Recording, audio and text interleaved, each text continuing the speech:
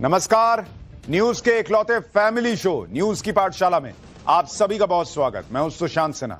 ये वो पाठशाला जहां सबकी क्लास लगती है और खबर का हर चैप्टर इतने विस्तार से खोलते हैं कि आप उस खबर के मास्टर होकर निकलते हैं, फिर आपको कोई घुमा फिरा नहीं सकता।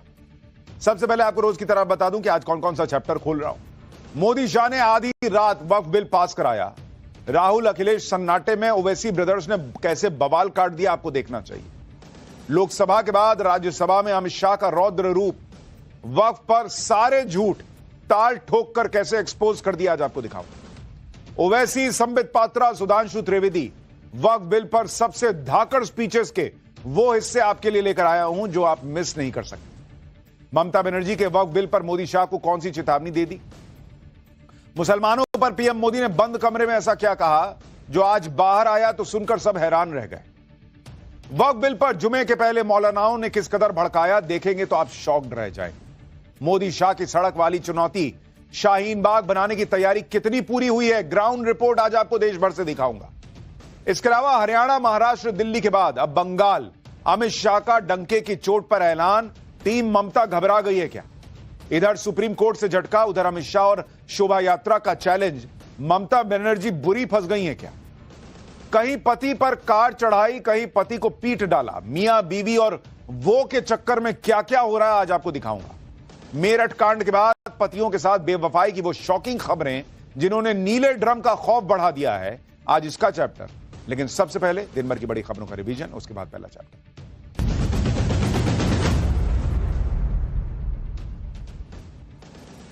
प्रधानमंत्री नरेंद्र मोदी छठे बिम्स्टेक शिखर सम्मेलन में भाग लेने के लिए थाईलैंड के 2 दिवसीय दौरे पर बैंकॉक पहुंचे। इस दौरान थाईलैंड के उप प्रधानमंत्री ने एयरपोर्ट पर पीएम मोदी का सेरेमोनियल वेलकम किया और सेना ने उन्हें गार्ड ऑफ ऑनर दिया। पीएम मोदी ने बैंकॉक में रामायण का थाई संस्करण राम कीएन देखा। पीएम मोदी अपनी यात्रा के दौरान थाईलैंड के राजा और रानी से मुलाकात भी करेंगे। पिछले दिनों हाईकोर्ट के एक जज के घर से कैश मिलने के बाद जुडिशरी में पारदर्शिता लाने के लिए सुप्रीम कोर्ट ने एक अहम फैसला लिया है। सुप्रीम कोर्ट के जजों ने सर्वसम्मति से फैसला लिया है कि पद संभालते ही सभी जज अपनी संपत्ति का ब्यौरा देंगे। इसके साथ ही नई संपत्ति जुड़ने पर भी सीजीआई को बताएंगे। जजों की इच्छा के बाद उनकी संपत्ति की डिटेल वेबसाइट पर भी शेयर की जाएगी।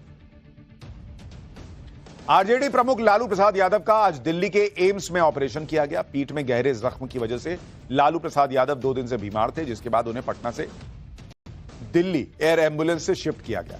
सफल ऑपरेशन के बाद उन्हें आईसीयू में शिफ्ट किया गया है। एम्स में राबड़ी देवी समेत उनके परिवार के सदस्य मौजूद हैं।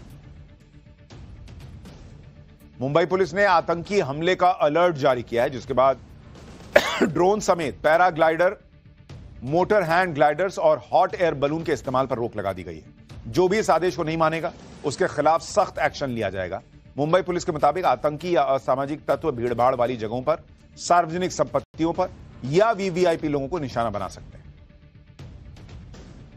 अयोध्या में राम मंदिर का निर्माण पूरा हो गया है, जिसके बाद परकोटा में लगाए जाने वाले 6 मंदिर और राम मंदिर के मुख्य मंदिर के शिखर का पूजन भी किया गया। अब राम मंदिर में रामनवमी के मौके पर भगवान श्री राम का सूर्याभिषेक करने की तैयारी की जा रही है। रामलला के सूर्याभिषेक का प्रसारण पूरी दुनिया में किया जाएगा।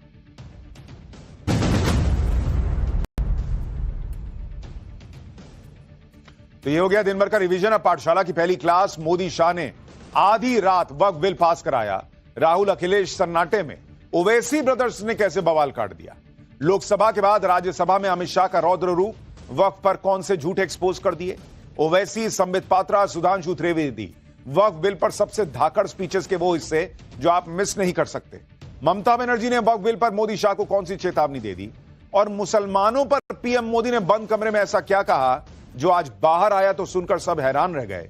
सबसे पहले इसका चैप्टर।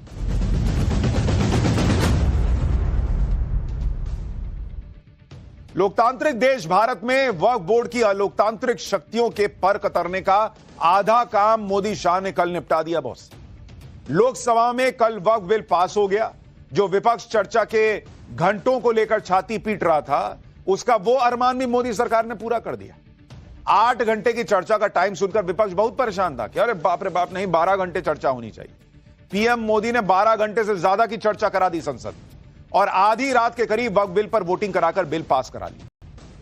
चर्चा होते होते इतनी रात हो गई कि रात 2 बजे के करीब वक्फ बिल पर वोटिंग हुई। लोकसभा में वोटिंग हुई तो वक्फ बिल में संशोधन के पक्ष में 288 वोट पड़े और वक्फ बिल के में जो संशोधन है उसके खिलाफ 232 वोट पड़े।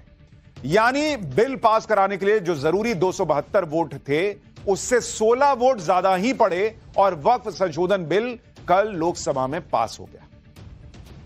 लेकिन जब आप सो रहे थे और वक्फ बिल पास हो रहा था तभी बहुत कुछ ऐसा हुआ जो आज आपको दिखाऊंगा। राहुल गांधी कैसे पजामे में संसद पहुंच गए से लेकर ओवैसी के बिल फाड़ने और ओवैसी बंधुओं के बवाल काटने तक की एक एक तस्वीर आज आपको दिखाऊंगा। इसके अलावा आज वक्फ बिल का पार्ट 2 चल रहा है, राज्यसभा में चर्चा चल रही है, वहां राज्यसभा में क्या बवाल कटा हुआ है और आज अमित शाह कैसे किसी को बख्शने के मूड में नहीं दिख रहे। ओवैसी, संबित पात्रा, सुधांशु त्रिवेदी से लेकर वक्फ पर बोले गए सबसे धाकड़ और धुआंधार स्पीचेस के वो हिस्से जो आपको मिस नहीं करने चाहिए वो आपके लिए लेकर आया। ममता बनर्जी ने मोदी शाह को क्या चेतावनी दे दी है वक्फ पर।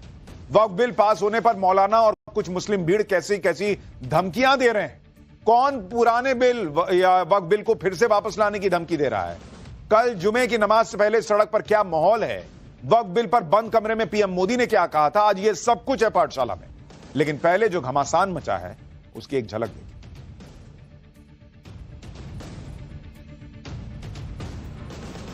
तो वो जो घमासान मचा है वो अपने आप में आपको बताता है कि क्या तस्वीर बन रही है, किस तरह के हालात बन रहे हैं।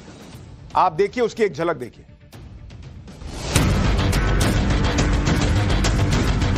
देश का अभिमान मोदी भाई ने।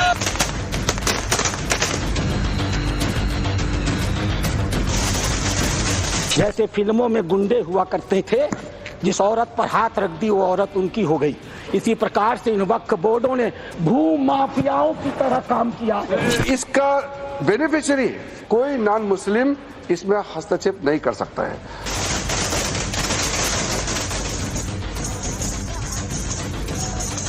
आप फसाद कराने के लिए कागज मांग रहे हैं। आप फसाद कराने वाले हिंदू हैं, हम सौहार्द फैलाने वाले हिंदू हैं। यह बुनियादी फर्क है। संजय सिंह इतना तर्कहीन बात करते हैं, जवाब देने के लिए जगह भी नहीं है। वो पॉइंटलेस बात करता है, बिल से संबंधित नहीं, इधर उधर का बात करता है। शायद वो भोले भाव से गलत इंफॉर्मेशन सदन के सामने रख रहे हैं। ट्रिब्यूनल का फैसला होता है, वो फाइनल होने के चांसेस 99% हो जाते हैं। जिनकी भूमि है इसका अधिकार जाता रहता है। मान्यवर, एक गलतफहमी फैला रहे हैं। आपका भाषण ये आपके सब देखकर मुझे लगा आप हिंदू पाकिस्तान बनाने जा रहे हो। मुस्लिम भाइयों का बहुत नुकसान हुआ है और जमीन भापियाओं ने बहुत इसमें से मलाई खाई है। मुझे लगता है कि कांग्रेस पार्टी इन मलाई खोरों से दूर रहे। हालांकि रहना मुश्किल है। आदतन नरेंद्र मोदी और अमित शाह और पूरी पब्लिक उतरेगी। क्या इस बात की तैयारी है? तैयारी फुल है।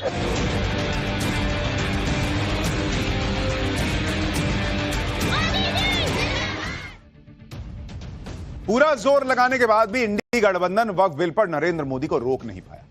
जब संसद में जंग हार गए तो अब नई नई तरह की धमकियां आनी शुरू हुई। कोई कह रहा है कि वक्फ बिल को मुसलमानों के खिलाफ यह जंग है। कोई सिर पर कफन बांधने की बात कर रहा है। कोई सूली पर चढ़ जाने जैसे भड़काऊ बयान दे रहा है। कोई कह रहा है कि मुसलमान के ईमान पर बात आ गई है, बर्दाश्त नहीं करेंगे। कोई कह रहा है कि मुसलमान इस गद्दारी को नहीं भूलेगा, इलेक्शन में सजा दी जाएगी। कोई कह रहा है कि मोदी का पहला हमला मुसलमानों पर है, दूसरा दलितों पर होगा। मतलब वक्फ संशोधन बिल पर भयंकर भड़काऊ बयानबाजी चल रही है। आपको आज एक एक बयान सुनाऊंगा। ये सब क्यों भड़के हुए हैं, पीएम मोदी ने मुस्लिम नेताओं और संगठनों की कौन सी दुखती रग पर हाथ रख दिया है, वो भी बताऊंगा। लेकिन पहले आप जरा असदुद्दीन ओवैसी को देखिए। कल बहुत लोग इंतजार कर रहे थे कि भाई ओवैसी भाईजान कब बोलेंगे। बहुत रात में बोले, कई लोग सो गए हों। ओवैसी जिस लोकसभा के अंदर वक्फ बिल की कॉपी फाड़कर अलग माहौल बनाते दिख रहे थे, ओवैसी संसद में कैसे भड़के हुए थे, जरा उसकी एक झलक देखिए। ये बिल का मकसद सिर्फ मुसलमानों को जलील और रुसवा करना है, मुसलमानों को दूसरे दर्जे का शहरी बनाने का इनका मकसद है। सर, अगर आप हिस्ट्री को पढ़ेंगे तो महात्मा गांधी उस वक्त के व्हाइट अफ्रीका में सफेद फार्म अफ्रीका के कानून को महात्मा गांधी ने कहा था कि ये मेरा कॉन्शियंस इसको मानता नहीं है, मैं इस कानून को कबूल नहीं करता हूं। तो महात्मा गांधी ने क्या किया, उन्होंने उस कानून को फाड़ दिया। तो मैं गांधी की तरह इस कानून को फाड़ता हूं। ये अनकॉन्स्टिट्यूशनल है सर। इस देश में झगड़े पैदा करने का काम बीजेपी करना चाहती है मस्जिद और मंदिर के नाम पर, इसीलिए मैं इसका कंडेम करता हूं और मैं आपसे गुजारिश करता हूं कि मैंने अपने 10 अमेंडमेंट दी है, आप इसको कबूल करिए। सर मुझे बोलने का मौका दीजिए। कितने कमाल की बात है, 15 मिनट के लिए पुलिस हटा लो, ऐसी सोच रखने वाले लोग आजकल गांधी का उदाहरण दे रहे हैं। गांधी के रास्ते पे आगे भाई बीते 10 साल के अंदर एक भी मस्जिद जो है वो शहीद नहीं होने देंगे। ये जब बोलते हैं तब हिंदू मुसलमान नहीं होता है, तब मंदिर मस्जिद की लड़ाई नहीं होती है। वक्फ बिल जो लाकर मुसलमानों से भी जो जमीन छीन ली गई उसको वापस करने का प्रावधान हो रहा है, भू माफिया का जो काम चल रहा था उसको रोकने का प्रावधान हो रहा था, हिंदू मुसलमान हो जाएगा। और कह रहे मुसलमानों को रुस्वा किया जा रहा है। 10 साल से मोदी कर ही नहीं पा रहे हैं क्या? अब तो यही कहते थे कि मोदी जो है वो मुसलमानों को दोयम दर्जे का नागरिक बना के छोड़ दिए हैं, तो अब क्या बच गया जो कर रहे हैं? ये लोग कब क्या बोलते हैं और क्या सच होता है उसमें कोई मैच ही नहीं है। और ये पहला मौका नहीं है जब ओवैसी ने इस तरह संसद में बिल फाड़ा है। साल 2019 में भी ओवैसी ने लोकसभा में सीएए कानून की कॉपी फाड़ दी थी, लेकिन क्या हुआ? ओवैसी का अग्रेशन काम आया क्या भाई? वो ना सीए कानून को रोक पाए ना वक्फ बिल को रोक पाए। और जो ओवैसी फाड़ रहे थे सीए का बिल, आज बताएं सीए से कितने मुसलमानों की नागरिकता चली गई? पूछे ना कोई मुसलमान ओवैसी से कि भाई जान आपने तो फाड़ दिया था बिल सीए का, सीए तो फिर भी आया लेकिन हमारी नागरिकता तो नहीं गई बॉस, हम तो यहीं रह रहे हैं। आप सोचिए कैसा फिल्मी स्टंट चल रहा है लोकसभा के अंदर और दूसरी जगहों पर। लेकिन वक्फ बिल के खिलाफ ओवैसी के साथ साथ उनके छोटे भाई भी मैदान में कूद गए। जरा ओवैसी ब्रदर्स को सुनिए क्या बोले। सर, ये वक्फ तरमीमी बिल भारत के गयूर मुसलमानों के ईमान पर, इबादत पर एक हमला है। नरेंद्र मोदी की हुकूमत ने इस मुल्क की सबसे बड़ी अक़लियत के खिलाफ एक ऐलान जंग कर दिया और ये जंग ना सिर्फ मेरे जिस्म पर है बल्कि मेरी आज़ादी पर, मेरी समाजी और माशी मार्जिनलाइजेशन पर है, मेरी शहरियत पर है, मेरे मदरसे, मस्जिदों, खानखाहों और दरगाहों को निशाना बनाया जा रहा है। और ये हुकूमत सच्चाई को नहीं बयान कर रही है कि ये तरमीमी बिल से मुसलमानों का तहफ़्फ़ुज़, तरक्की और गुर्बत का खात्मा होगा। ये सरासर झूठ है। कि वक्त के हुक्मरान मिस्टर नरेंद्र मोदी को न भूख की फिक्र है, न प्यास की फिक्र है, न सड़क की फिक्र है, न रुपये की गिरती हुई कदर की फिक्र है, न रोजी रोटी देने की फिक्र है। अगर इनको सिर्फ फिक्र है तो हिंदुस्तान के मुसलमानों को किस तरीके से दबाया जाए, उनके हुकूक को उनसे छीना जाए और किस तरीके से इन पे जुल्म ढाया जाए और किस तरीके से हिंदू और मुसलमानों के दिलों में एक दूसरे के लिए नफरत को पैदा किया। आप ओवैसी ब्रदर्स को सुन रहे हैं? ऐलान जंग कर दिया है मोदी ने मुसलमानों के खिलाफ, ऐसी ऐसी भाषा का इस्तेमाल कर रहे हैं। इन लोगों को जो है ये बताना पड़ रहा है कि भाई मुसलमान का हुकूक छीन रहे हैं। अच्छा, जब तक आप जो है वक्फ बाई यूजर कर रहे हैं, जहां मन वहां उंगली रख दिए, जमीन आपकी हो गई, तो मुसलमान को अधिकार मिला है। मुसलमान बम बम है और अगर वो कानून के दायरे में आ जाए, कागज दिखाने बोल दिया जाए, तो मुसलमान का हुकूक छीन लिया जाता है। ओवैसी और उनके भाई बार बार वक्फ बिल को इस्लाम धर्म पर हमला बता रहे हैं, मुसलमानों के धार्मिक रिवाज में दखल बता रहे हैं, जबकि सच यह है कि वक्फ संशोधन बिल मुसलमानों के धार्मिक रीति रिवाज से कोई दखल ही नहीं दे रहा। उसमें यह बिल वक्फ बोर्ड और वक्फ परिषद से जुड़े काम को रेगुलेट करने का बिल है। वक्फ बोर्ड कोई धार्मिक काम नहीं करता। वक्फ बोर्ड और उससे जुड़े मुतवल्ली वक्फ की संपत्ति का सिर्फ मैनेजमेंट भर देखते हैं। लेकिन बार बार विपक्ष जानबूझकर वक्फ के धार्मिक पक्ष की बात कर रहा है, इससे सामाजिक और आर्थिक पक्ष की बात ही नहीं कर रहा।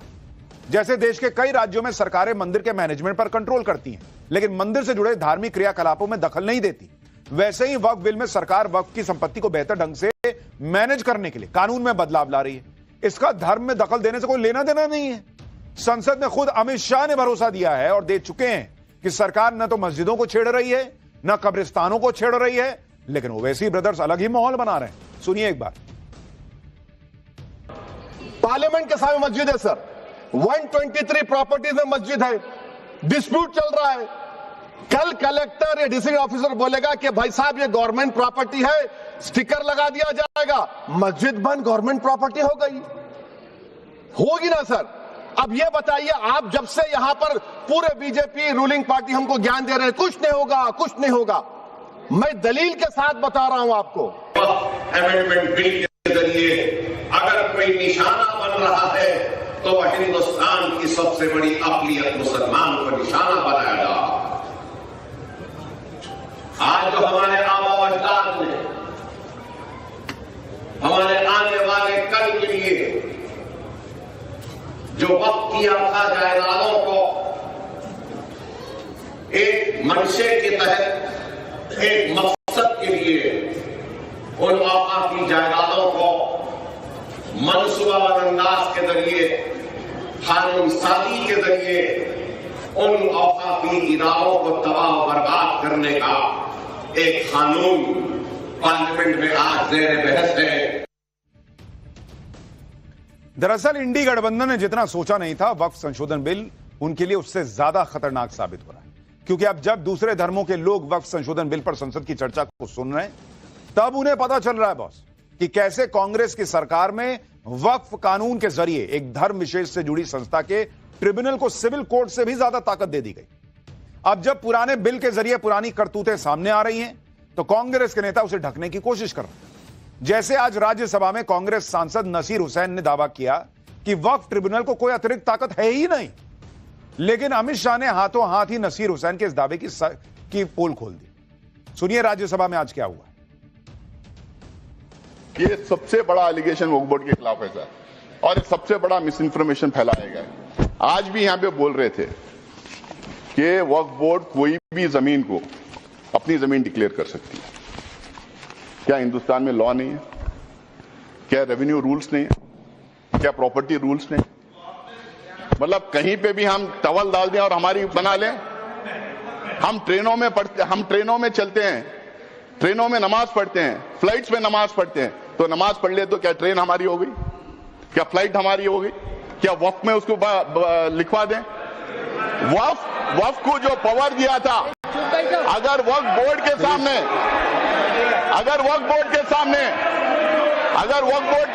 कोई कंप्लेंट आता है, वक्फ बोर्ड के सामने कोई कंप्लेंट आता है, तो वक्फ बोर्ड उसकी तहकीकात करती है, उसकी इंक्वायरी करती है। उसके बावजूद भी अगर कोई संतुष्ट नहीं है तो ट्राइब्यूनल में जा सकता है। अगर वहां भी उसके खिलाफ अगर डिसीजन जजमेंट आता है, अगर वहां पे वो कन्विंस नहीं है तो वो कोर्ट में जा सकता है। आज ये कह रहे हैं कि कोर्ट में रिव्यू नहीं कर सकते। और मैं सदस्य को बीच में टोकना नहीं चाहता, शायद वो भोले भाव से गलत इंफॉर्मेशन सदन के सामने रख रहे हैं, तो मैं थोड़ा करेक्ट करना चाहता हूं। मान्यवर, जो डिस्प्यूट है वो इतना ही है कि अगर ट्रिब्यूनल के फैसले से कोई असंतुष्ट है तो ये भूमि का मामला है, इस पर सिविल सूट होना चाहिए। सिविल सूट में अधिकारों के बहुत वाइड रेंज होती है। इन्होंने इस पर अपील का प्रोविजन 2013 के कानून में रखा ही नहीं है, तो रीट के कार्य क्षेत्र में हाईकोर्ट के सामने जाता है। रीट का कार्य क्षेत्र बहुत संकरा होता है, तो जो ट्रिब्यूनल का फैसला होता है वो फाइनल होने के चांसेस 99% हो जाते हैं। जिनकी भूमि है इसका अधिकार जाता रहता है। मान्यवर, एक गलतफहमी फैला रहे हैं। संसद में वक्फ संशोधन बिल पर 2 दिन से जो बहस चल रही है, उसे देखकर तो ऐसा ही लग रहा है जैसे विपक्ष ने इस बिल पर बहस की मांग करके अपने ही पांव पर कुल्हाड़ी मार ली। आज राज्यसभा में बीजेपी सांसद राधा मोहन दास अग्रवाल ने वक्फ बिल पर विपक्ष के एजेंडे के धागे खोल दिए।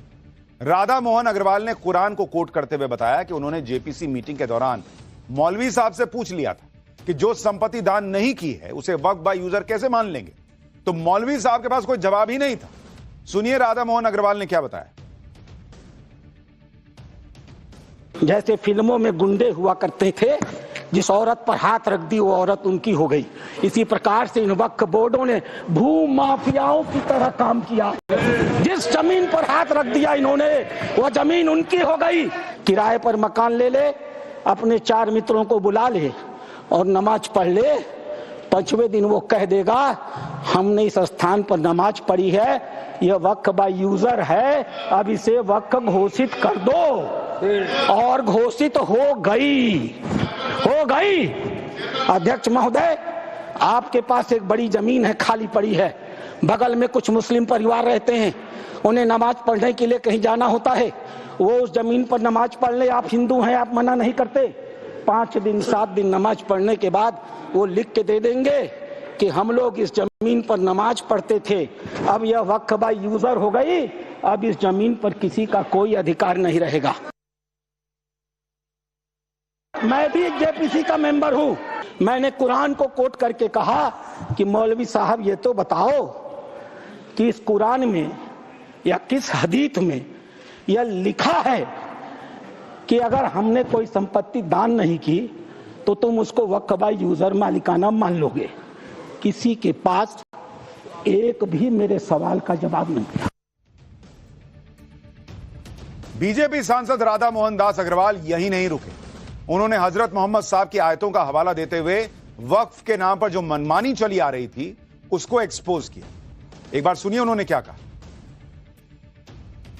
मैंने इनसे कहा, जब हजरत मोहम्मद साहब ने अपने आयतों में लिखा है, 3 आयतें हैं, 4 आप चाहिएगा तो मैं पेश करूंगा।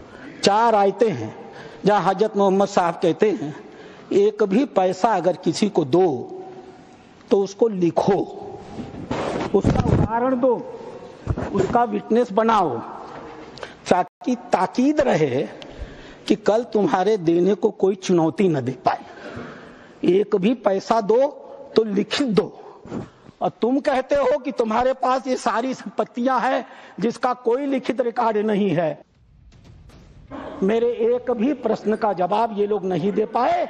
खाली मुझे कहते थे कुरान पढ़ते हैं मौलाना है, कुरान पढ़ते हैं मौलाना है। अरे कुरान मैं पढ़ता हूं, तुम तो मुसलमान हो, बचपन से पढ़ते हो ना। मैं पढ़ूं और बताऊं कुरान में क्या लिखा है? मार हो जाएगी, मार। ये हिंदू की भलमनसाहत है जो कुरान पढ़ के तुम्हें बताता नहीं है। आप सोचिए, वक्फ के नाम पर यही खेल चल रहा था जिसका कोई लिखित रिकॉर्ड तक नहीं, उसको भी वक्फ की संपत्ति मान लिया गया। आप वक्फ बिल के विरोध के पोस्टर बॉय बने असदुद्दीन ओवैसी का एक पुराना बयान सुनिए। ओवैसी खुद मंच पर खड़े होकर बता रहे हैं कि यूपी के अंदर 90% से ज्यादा वक्फ की जमीन के कागज तक नहीं है। सुनिए एक बार ओवैसी को। ये अगर कानून बन जाएगा, उत्तर प्रदेश में 1,21,000 वक्फ की प्रॉपर्टीज है, 1,12,000 के पास कागज ही नहीं है। वक्फ बाय यूजर खत्म हो गया तो जायदादें कौन लेगा? वो जायदादें कौन लेगा बताओ? तुम्हारे पास लीगल उसके ऊपर इख्तियारी नहीं होगा, कोई भी घुस जाएगा। वक्फ बाय यूजर निकाल दिए। ये ओवैसी है बॉस, खुद बता रहे हैं कि यूपी में 90% से ज्यादा वक्फ की संपत्तियों के कागज नहीं है। तो वो संपत्ति वक्फ की कैसे हुई? ज्ञान वापी से लेकर हर जगह मंदिर के साक्षात सबूत होने के बाद कागज बताओ, इतिहास बताओ, सब बताओ, फिर कोर्ट में लड़ाई लड़ो, तब जाके तुमको देंगे। और तब भी नहीं देंगे। एक भी मस्जिद जो है वो शहीद नहीं होने देंगे, नारे लगते हैं। और 1 लाख से ज्यादा संपत्ति के कागज नहीं है। नहीं भाई, हमने कह दिया तो हमारी है। ये कौन सा हिसाब चल रहा है इस देश में भाई? आप सुनिए ना, खुद बता रहे ना भाई कि कोई प्रॉपर्टी के कागज नहीं, लेकिन वक्फ की है तो है, कोई नहीं छुएगा। ये क्या है? ये रंगदारी चल रही है क्या? वक्फ के नाम पर क्या चल रहा था? खुद ओवैसी इसकी गवाही दे रहे हैं, खुद मान रहे थे कि यूपी में तो वक्फ की संपत्ति का कोई हिसाब किताब ही नहीं है। यही वजह है कि सीएम योगी भी वक्फ संशोधन बिल लाने के लिए मोदी और शाह का आभार जता रहे हैं। कह रहे हैं कि यह वक्फ बोर्ड है या माफिया बोर्ड। सुनिए एक बार योगी को। देखा ना वक्फ बोर्ड ने कैसा मनमानापन उस समय बयान दे रहे थे। जब हम कुंभ का आयोजन करने जा रहे थे उस समय वो बयान दे रहे थे कि प्रयागराज में कुंभ की भूमि भी वक्फ की भूमि है। अबे हमने कहा ये बोर्ड क्या भूमाफिया बोर्ड हो गया क्या? भूमाफिया प्रदेश में नहीं चल सकते। माफियाओं को तो हम पहले ही विदा करा चुके हैं प्रदेश से। अब उत्तर प्रदेश में माफियागिरी नहीं चलेगी।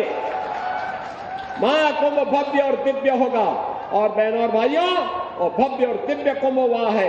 हम आभारी हैं प्रधानमंत्री मोदी जी के, गृह मंत्री अमित शाह जी के, जिन्होंने वक्फ बोर्ड की मनमानी पर लगाम लगा करके वेलफेयर के कार्य के साथ ये सभी बोर्ड जुड़े। इसके लिए वक्फ बोर्ड से संबंधित एक अत्यंत महत्वपूर्ण अधिनियम को संसद में, लोकसभा में पारित किया है। आप ये भी देखिए कि संसद के अंदर या संसद के बाहर वक्फ बिल पर विपक्ष के पास तर्क का कोटा खत्म हो चुका है। इसलिए कल तक वक्फ बिल को ट्रंप, चीन, महाकुंभ से जोड़ रहे थे। आज भाई अडानी की एंट्री करा दी। इनका कोई मुद्दा ऐसा नहीं है जिसमें ये लोग अडानी की एंट्री नहीं कराते। समाजवादी पार्टी के सांसद रामगोपाल यादव और कांग्रेस सांसद नसीर हुसैन ने क्या कहा और कैसे जेपी नड्डा ने जवाब दिया है, वो एक बार देखिए। जो कल हमारा रुख था वो आज भी है। वक्फ बिल को हम बहुत ही नाजायज एक बिल मान रहे हैं। देश की जितनी जमीन है बड़े बड़े उद्योगपतियों को दे दी।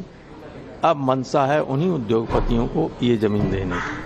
सर, वक्फ बाय यूजर की बात, तो सबसे बड़ा मार जो इस बिल में ला रहे हैं वक्फ बाय यूजर, क्यों ये ला रहे हैं सबको पता है। इनकी सारी की सारी जो है निगाह संपत्ति पे है, जमीन पे है, लैंड पे है।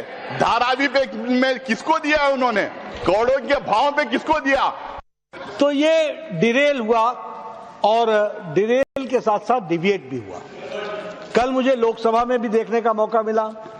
अब इस बिल में कहीं राम मंदिर आ रहा है, इस बिल में कहीं कुंभ मेला दिख रहा है, इस बिल में बिहार का इलेक्शन दिख रहा है, इसमें एयर इंडिया बिक गया,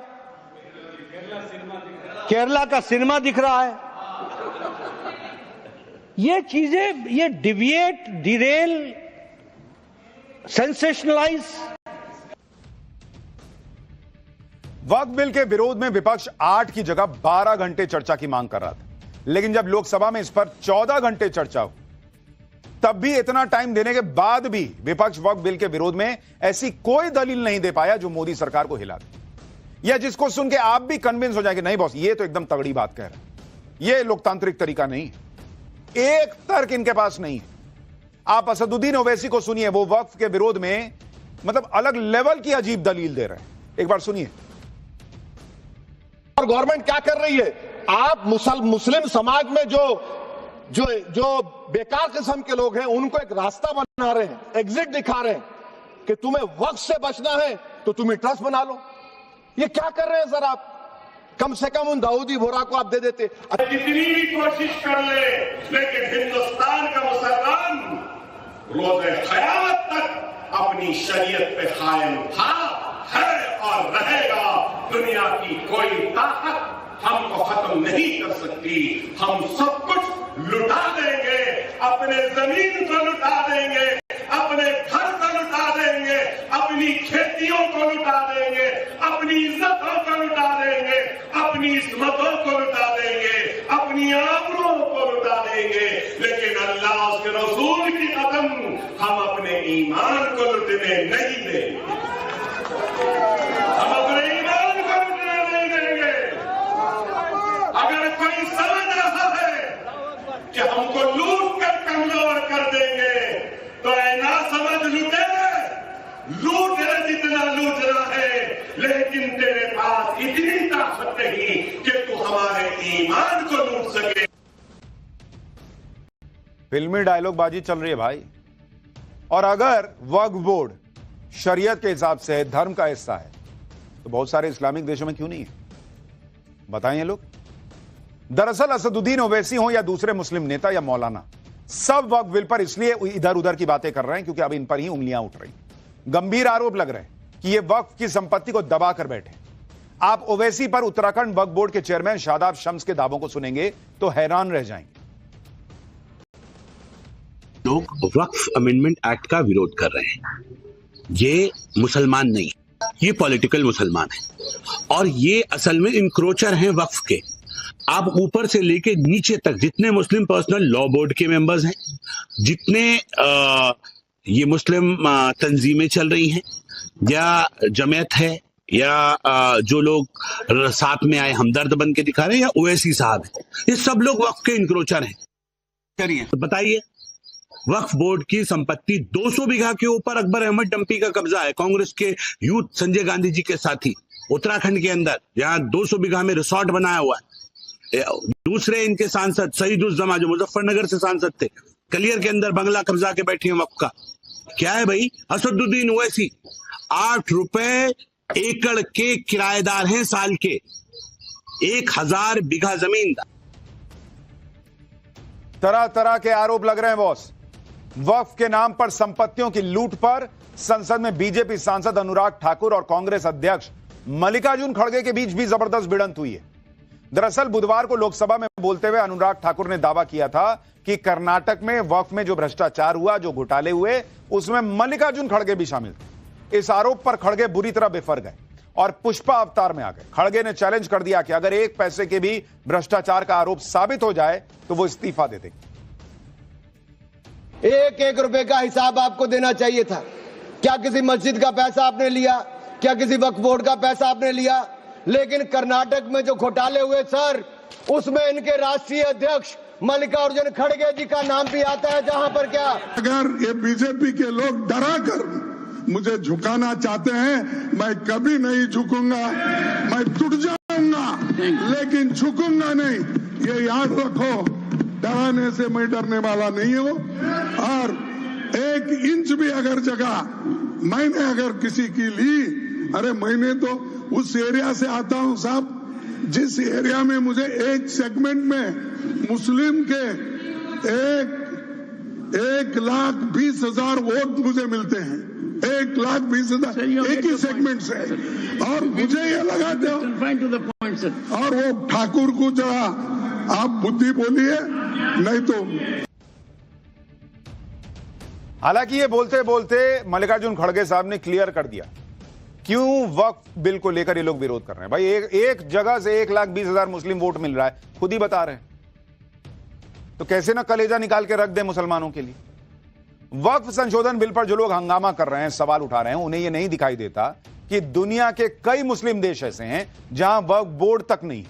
संसद में बीजेपी सांसद संबित पात्रा ने मुस्लिम देशों के नाम गिना गिना कर बताया, इन देशों में कोई वक्फ बोर्ड नहीं है। अगर शरीयत से जुड़ा मामला है तो इन मुस्लिम देशों में बोर्ड क्यों नहीं है? सुनिए संबित पात्रा। इस्लामिक देशों में है, मैं इस्लामिक देशों का नाम पढ़ूंगा जहां वक्त का वजूद नहीं है। तुर्की में नहीं है, लीबिया में नहीं है, इजिप्ट में नहीं है, सूडान में नहीं है, लेबनान में नहीं है, सीरिया में नहीं है, जॉर्डन में नहीं है, तुनीसिया में नहीं है, इराक में नहीं है। भारतवर्ष में वक्फ बोर्ड है। वक्फ प्रॉपर्टी को कानूनन सुरक्षा, लीगल प्रोटेक्शन दिया गया है। उसके बाद भी हंगामा क्यों है बरपा? उसके बाद भी हंगामा क्यों है बरपा? मैं पूछना चाहता हूं। देश में ये वक्फ एक्ट आया कैसे?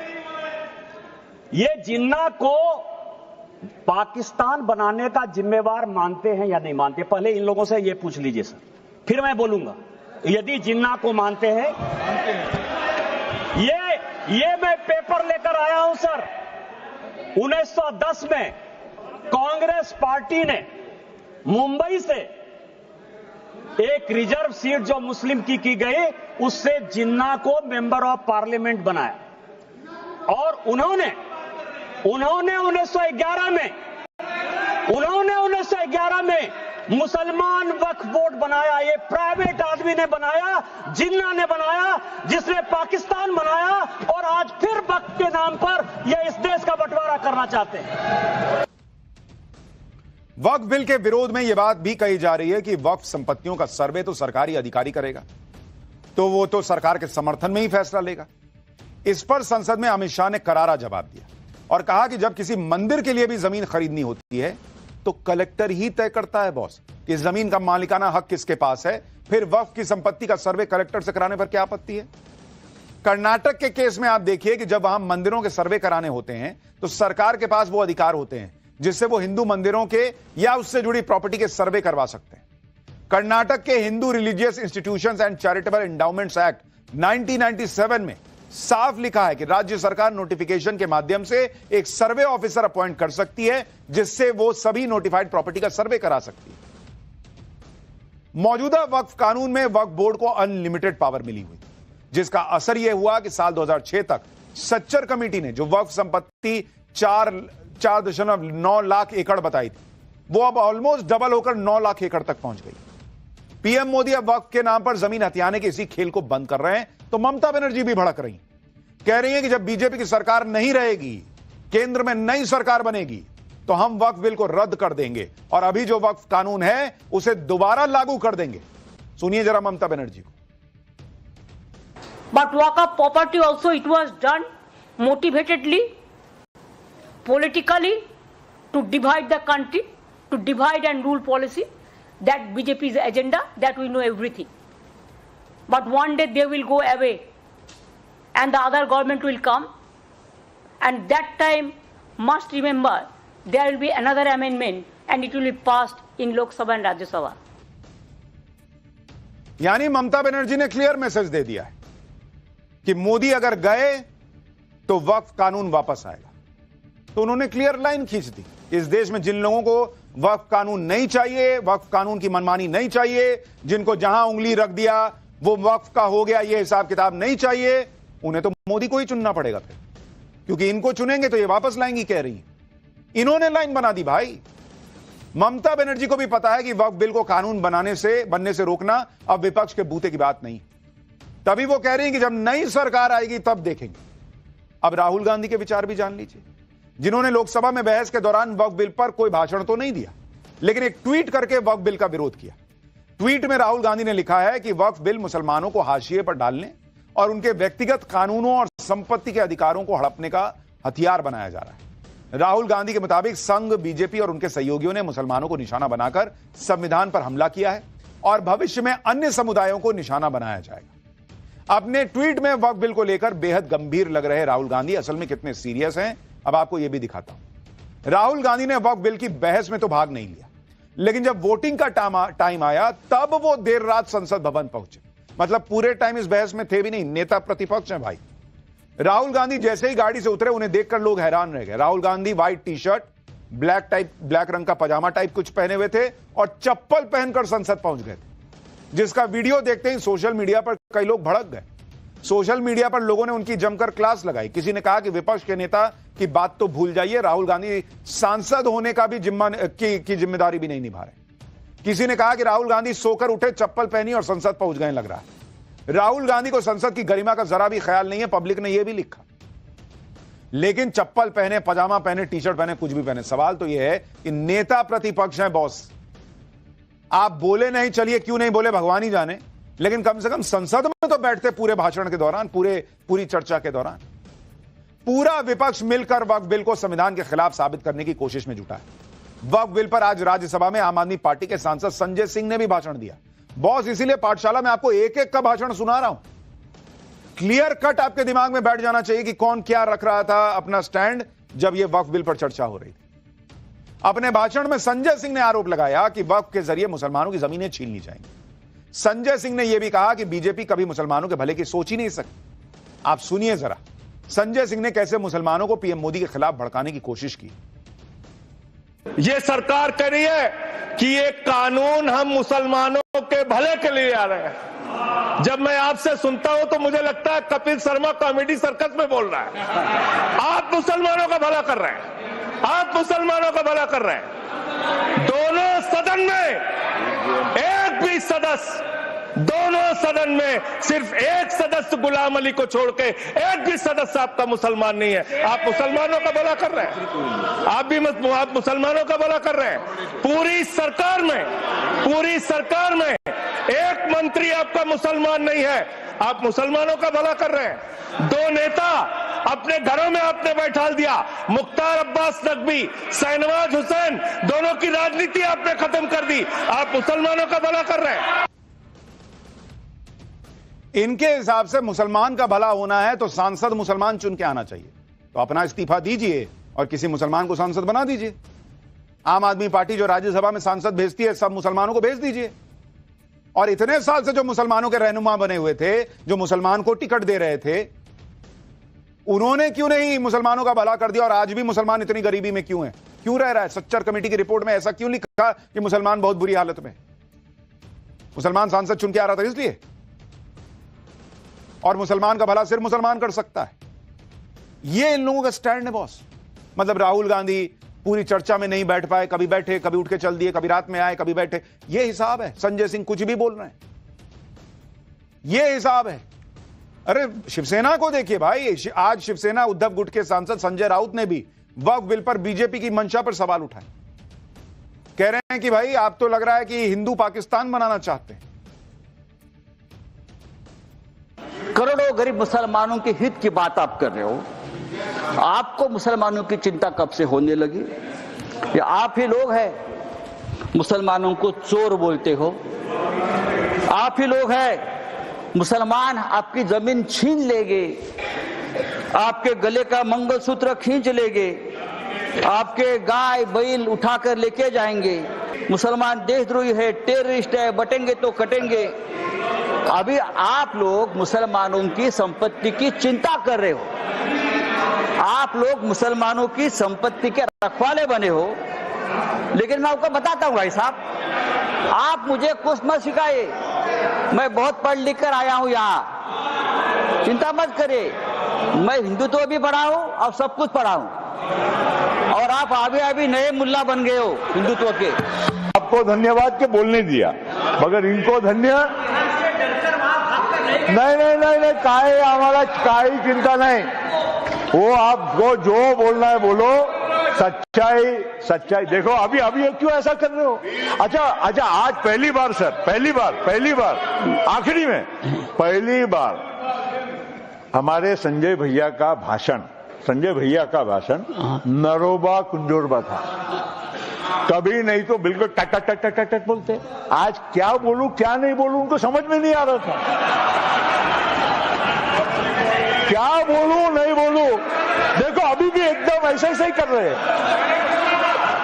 संजय भैया आपण कलर नको बदला। संजय राउत को कहा जा रहा है अपना रंग मत बदलो। संजय राउत कह रहे हैं बीजेपी वाले मुसलमानों के लिए क्या कहते हैं। बाला साहब ठाकरे क्या सोच रखते थे हिंदुत्व को लेकर, भूल गए हैं क्या? संजय राउत कह रहे हैं कि मोदी को मुसलमानों की कोई फिक्र नहीं है।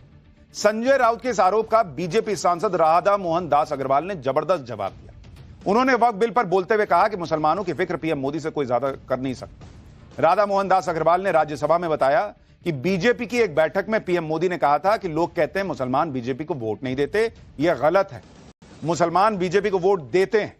बैठक में पीएम मोदी ने यह भी कहा था कि अगर मुसलमान बीजेपी को वोट नहीं भी देते तब भी तो वो देश के नागरिक हैं।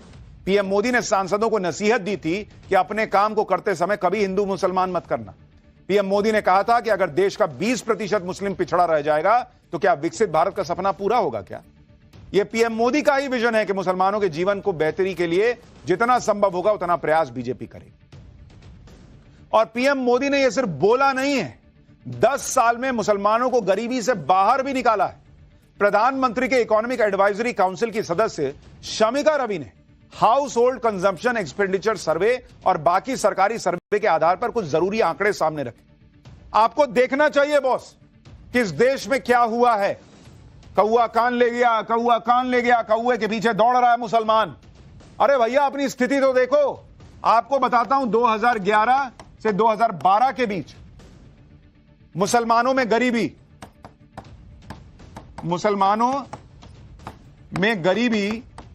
2011-12 तक कितनी थी पता है आपको? 31.7% के दर से गरीबी थी मुसलमानों के अंदर।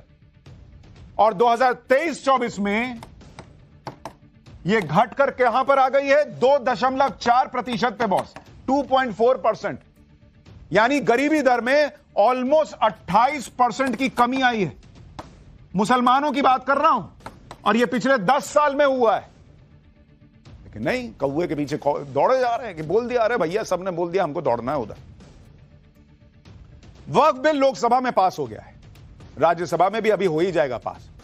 इसी बात से कुछ मुस्लिम नेता और मौलाना भड़के हुए।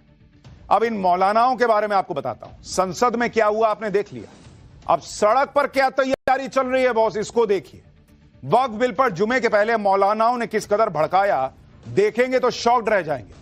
मोदी शाह की सड़क वाली बड़ी चुनौती, शाहीन बाग बनाने की तैयारी कितनी पूरी हो गई, अब जरा इसकी ग्राउंड रिपोर्ट दिखाता हूं। जुमे के पहले क्या हो रहा है।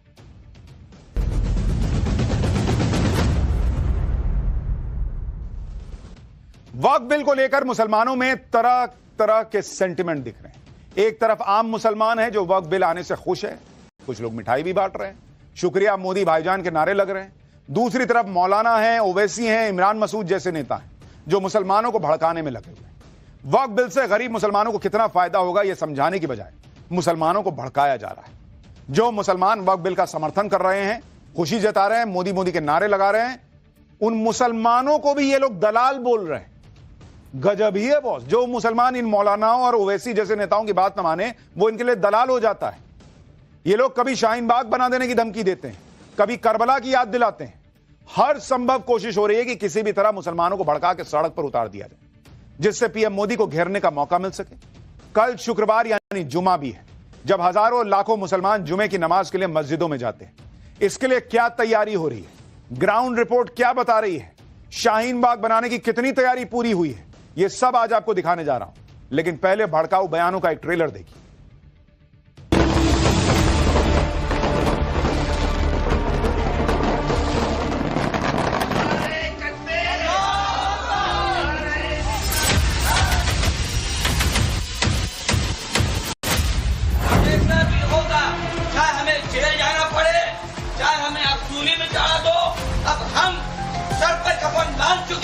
मुसलमान जब मैदान करबला में उतरेगा तो फिर नहीं देखेगा कौन कौन है, फिर तो जो होना है वो होकर रहेगा। शाहीन बाग पूरे भारत में बनेगा।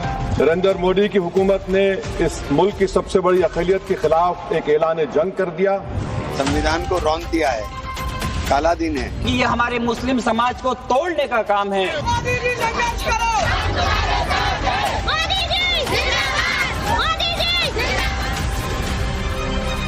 कातिल भी तुम ही हो और जज भी तुम ही हो।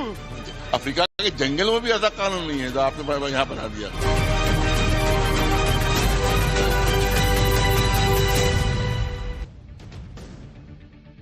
भड़काऊ बयानबाजी नॉन स्टॉप चल रही है। जो भी मौलाना या मुस्लिम नेता वक्फ बिल पर भड़काऊ बयान दे रहे हैं, वो ये नहीं बता पा रहे कि बिल असंवैधानिक कैसे, इस बिल से मुसलमानों का नुकसान क्या होगा या अब तक फायदा क्या हो रहा था। जैसे सीए एनआरसी को लेकर हवा खड़ा किया गया था, वैसे ही वक्फ बिल को लेकर किया जा रहा है। इसमें क्या शिया क्या सुन्नी, सारे मौलाना एक सुर में वक्फ बिल को नहीं मानने की बात कर रहे हैं। प्रोटेस्ट की धमकी चल रही है, देश में शाहीन बाग बना देंगे कहा जा रहा है। शिया मौलाना कल्बे जव्वाद ने तो यहां तक कह दिया कि वक्फ बिल जैसा कानून तो अफ्रीका के जंगलों में भी नहीं है। एक बार कल्बे जव्वाद को सुनिए, फिर जामा मस्जिद के आसपास के मुसलमान क्या कह रहे हैं, ग्राउंड पे क्या तैयारी चल रही है, वो दिखाता हूं। कातिल भी तुम ही हो और जज भी तुम ही हो। गवर्नमेंट क्लेम करेगी और गवर्नमेंट अफसर फैसला देगा। अफ्रीका के जंगल में भी ऐसा कानून नहीं है जो आपने यहाँ बना दिया। झूठ है, टोटल झूठ। हमारे मोदी जी अफसोस की बात है, या तो उनको उनके जो एडवाइजर उन्होंने गलत बताया या उन्होंने जानबूझ के बोला, जबकि पूरा अभी चले जाइए, आप ही हमने नोट किया है, ये विकिपीडिया से लिया गया है और एआई में भी है। आयतुल्लाह खमैनी जी ने ईरान के इनकलाब लेकर आए, सबसे बड़े आलिम थे वो, उनका फतवा इस पे पूरे हवालों के साथ। सबसे ज्यादा दलितों को खतरा है, क्योंकि सबसे अब इसके बाद जो हमला होगा वो दलितों पर हमला होगा। ये लोग भ्रम फैला रहे हैं। इस बिल में यह भी है कि आदिवासियों की जमीन पर आप इस तरह से उंगली रखकर वक्फ का नहीं कर सकते, किसी भी जमीन पर इस तरह से वक्फ का नहीं कर सकते। तो उससे तो दलित बच रहा है भाई, आदिवासी बच रहा है, आम आदमी बच रहा है। लेकिन ये वो मौलाना है जिनकी बातों को आम मुसलमान सुनते हैं, इनकी बातों को मानते हैं। जिस तरह की बयानबाजी वक्फ बिल के खिलाफ की जा रही है, उसका असर आम मुसलमानों पर पड़ने लगा है। मुसलमानों को भले ये नहीं पता कि वक्फ बिल में क्या अच्छा है क्या बुरा है, लेकिन वो इन मौलानाओं की बातों में आकर विरोध प्रदर्शन तक को तैयार है। मुगलों का गुणगान चल रहा है, कह रहे हैं कि देश में मुगल जो बनाकर चले गए वो किसी के बाप में दम नहीं है कि बना सके। सुनिए एक बार जरा। वक्त संशोधन कानून जो है, हाँ, ये देश में आ जाएगा तो फिर क्या होगा? हंगामा होगा, बिल्कुल होंगी, पूरी पब्लिक उतरेगी। क्या इस बात की तैयारी है? तैयारी फुल है। वक्त संशोधन कानून है, ये आ जाएगा तो क्या होगा देश में? सत्यानाश होगा देश का। इसी मतलब एक देश एक कानून आना चाहिए। जो चीज मुगलों ने बना दी, इनका बाप भी नहीं बना सकता। वो तो आ गए थे जबरदस्ती आ गए थे, उनसे हम आ गए थे, नहीं आए थे। शाहीन बाग हो जाएगा, खून खराबा हो जाएगा। नहीं, ऐसा तो है, प्रदर्शन तो करना पड़ेगा, एक्शन तो लेना पड़ेगा। देखिए, बात सिर्फ अकेले दिल्ली भर की नहीं है। कोलकाता से लेकर अहमदाबाद तक ऐसे ही वक्फ बिल के प्रोटेस्ट में कुछ लोग भड़काऊ बातें कर रहे हैं। लोग खुलकर पूरे देश में शाहीन बाग बना देने की धमकी दे रहे हैं। कह रहे हैं कि सरकार को वक्फ बिल वापस लेना ही होगा, नहीं तो ठीक नहीं होगा। सुनिए कोलकाता और अहमदाबाद के मुसलमानों। जब मुसलमान अपने ईमान पर आ जाए तो फिर वो देखता नहीं है सामने कौन है। जब तक बर्दाश्त करता है तब तक करता है, लेकिन बर्दाश्त से जब बाहर हो जाता है तो मुसलमान जब मैदान करबला में उतरेगा तो फिर नहीं देखेगा कौन कौन है, फिर तो जो होना है वो होकर रहेगा। बिल पास हो गई तो इस पे सारे हिंदुस्तान का मुसलमान एक बार लब्बैक कह करके सड़कों पे उतरेंगे। कान खोल के सुन ले कि ये विरोध शुरू हो चुका है, सड़कों से लेकर संसद तक चलने वाला है, तो ये बिल वापस ले उसमें ही बेहतरी है। शाहीन बाग पूरे भारत में बनेगा। अगर ये कानून पास हो गया तो एसडीपीआई पूरे भारत में शाहीन बाग बनाएगी। सीए एनआरसी के खिलाफ दिल्ली के शाहीन बाग में प्रोटेस्ट हुआ था। उसी शाहीन बाग को अब मॉडल की तरफ पेश किया जा रहा है। शाहीन बाग के नाम पर धमकियां दी जा रही। शाहीन बाग के लोग भी ये मान रहे हैं कि वक्फ बिल अगर पास हो गया तो विरोध तो होगा। यहां के लोगों का कहना है कि वक्फ के साथ छेड़छाड़, सरकार को छेड़खानी नहीं करने दिया जाएगा। जो मुसलमानों का है उसमें किसी और का दखल मंजूर नहीं करेंगे। शाहीन बाग से जरा ग्राउंड रिपोर्ट देखिए।